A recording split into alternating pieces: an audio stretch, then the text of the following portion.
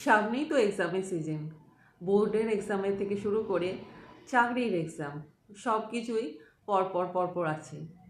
Tension তো সব এক্সামের ক্ষেত্রে একই রকম, কি হবে না হবে, ভালো রেজাল্ট হবে কি না, পরীক্ষাতে পাস করতে পারবো কি না, তাই না? তাই আছে দেবো এমন একটা অ্যাঞ্জেল নাম্বার যেটা হাতে লিখলে অবশ্যই আপনি এক্সামে ভালো রেজাল্ট করতে পারবেন।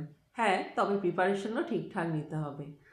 যে কোনো কালারের পেজ দিয়ে বডি লেফট পার্টে লিখুন 212 গ্যাপ 585 গ্যাপ 212। যেমনভাবে আমি নাম্বারটা লিখেছি সেভাবেই আপনি লিখবেন। মনে লেখার সময় মনে ইন্টেনশন রাখবেন যে আপনার এক্সামের রেজাল্ট খুব ভালো হয়েছে।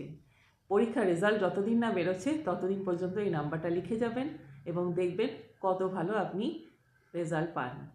তাহলে কেমন লাগলো ভিডিওটা অবশ্যই জানাবেন।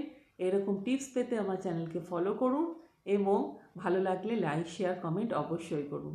দেখা হবে নেক্সট ভিডিওয়ে। Thank you so much.